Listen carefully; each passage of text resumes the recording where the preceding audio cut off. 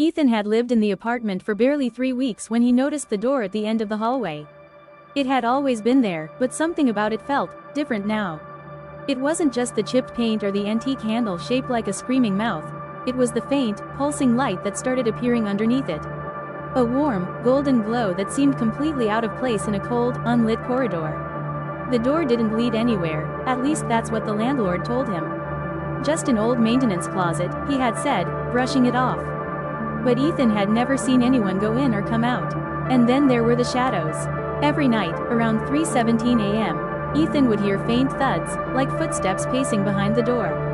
Then the light would flicker to life, and the shadows would appear, dancing grotesquely on the hallway walls, stretching long and clawed, as if begging to be let out. Ethan tried to ignore it at first. He turned the volume up on his phone, played white noise, buried his head under pillows. But nothing blocked out the scratching. One night, he snapped. Clutching a flashlight and his breath, Ethan crept down the hallway. The walls were damp, the air thick with mold and something far worse, fear. As he reached the door, he crouched down, peering into the golden light spilling from beneath. He saw nothing, but he felt something watching him. Something old, something hungry. Then the doorknob turned, by itself. Ethan stumbled back, heart punching his ribs. But the door didn't open. It stayed shut, mocking him. The next day, Ethan asked the building superintendent again. This time, the man froze. "That door's been nailed shut since '96, he whispered. "A tenant went missing, a man named Grayson. We never found his body. Just claw marks on the inside. And blood, so much blood." That night, Ethan couldn't sleep. He kept staring at the door. At the shadows. And then he noticed something different. One of the shadows didn't move. It was perfectly still, its head cocked sideways, staring directly at Ethan's apartment. He shut the blinds, blocked the light, but he couldn't block the feeling.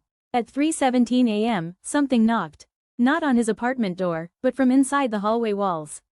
The next morning, Ethan found muddy footprints leading from the mystery door to his own. But they weren't his, and he hadn't left the apartment. Paranoia set in. He installed cameras, set alarms, slept with the lights on. That night, the camera caught something. A shape, human-like, but distorted. Its arms were too long. Its neck twisted at an impossible angle.